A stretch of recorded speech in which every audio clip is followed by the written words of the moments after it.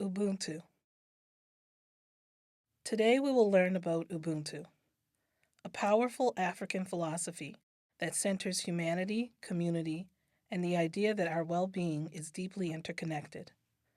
Ubuntu is a worldview that has been practiced across the African continent for generations. We'll explore its meaning, relevance, and how it connects to other African centered frameworks like the Nguza Saba. We'll also reflect on Ubuntu as a foundation for well being and connection with the world in ways that honor African identity while embracing shared humanity. Ubuntu is an African way of knowing, thinking, and being in the world. The word Ubuntu comes from the Bantu languages of southern Africa, loosely translated from an African proverb. The meaning is described as a person is a person through other persons, or I am because we are. Ubuntu is about recognizing the humanity in others and knowing that your own humanity is tied to theirs. It moves us away from isolation and reminds us that we are all interconnected. Ubuntu invites us to consider how we show up for others and how others show up for us. The term Ubuntu may already be familiar to some. You may have heard it attributed to South African leaders such as Nelson Mandela or Archbishop Desmond Tutu. Archbishop Tutu used Ubuntu as a guiding philosophy in helping his people heal and rebuild in the aftermath of apartheid in South Africa. Ubuntu is an African philosophy that emphasizes the deep interconnectedness of all people. It teaches that our humanity is tied to the humanity of others, and that we become more fully human through community, compassion, and care. This quote from Archbishop Tutu reminds us that Ubuntu is not just about how we treat others on the surface, it's about how we walk in the world, how we see people, how we honor their worth, and how we hold space for one another. Ubuntu is a way of being that demands we move with love, integrity, and the understanding that each of us matters.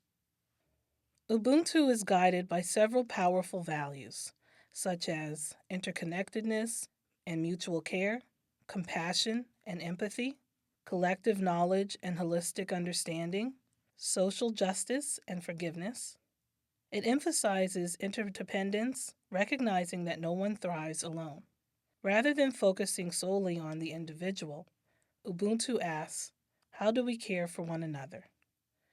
It values accountability to the people and relationships that connect us. Ubuntu is restorative, seeking healing and repair instead of punishment. At its core, it calls us to treat each other with dignity and to build communities where everyone can live well and thrive. Ubuntu and Nguza Saba are philosophies that complement and strengthen one another. Both frameworks come from African worldviews and emphasize community, purpose, and connection. Ubuntu grounds us all in our shared humanity, and the Nguza Saba roots people of African descent in the cultural principles and practices that nurture the fullness of our humanity. Ubuntu calls us to see and honor the humanity of all people. The Nguza Saba for people of African descent who have faced centuries of systematic dehumanization through racism and systemic oppression supports the necessary work to affirm our own culture, identity, and connection to our community. These truths move together. Strengthening our connection to culture deepens our ability to live Ubuntu authentically in our relationships with others. Global humanity becomes real when it's rooted in cultural wholeness and the knowledge of self. When we truly know ourselves, we create space to truly know each other. Our education systems have often leaned on approaches that prioritize individual achievement, competition, and standardization. While these methods may serve some, they don't nurture the holistic development or well being of all students, especially those from communities historically marginalized. Ubuntu offers a meaningful shift. It reminds us that education is not just about academic outcomes. It's about belonging, connection, and growth within a collective. When we understand students as whole people, deeply rooted in family, community, culture, and lived experience, we can create learning environments that are more inclusive, supportive, and equitable. In her writing, Culturally Responsive Teaching and the Brain, Zaretta Hammond shares that the brain needs to be part of a caring social community to maximize its sense of well being. This affirms what Ubuntu teaches us. Learning thrives in relationship. When educators center care, collaboration, and cultural responsiveness, we create spaces where all students can flourish.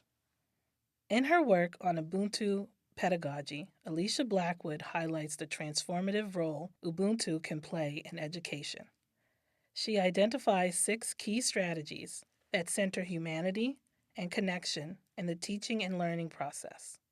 These strategies are knowing yourself, building relationships and setting boundaries, unifying the class to work together, nurturing the minds of learners, teaching from a position of love and care, and using evidence based practices to meet the diverse needs of all learners. Ubuntu pedagogy promotes a classroom environment where every child can learn and achieve their full potential. Ubuntu exists in the everyday. You can see it in communities of African descent around the world and how we show up for one another, for example, in churches, community centers, support groups, youth groups. Even when we don't call it Ubuntu, we live it. This philosophy helps us resist the isolation, disposability, and individualism that colonial systems have pushed onto us. It helps us maintain and restore the ties between generations, between elders and youth, between the local and the global. Ubuntu lives in the everyday actions that show care and compassion.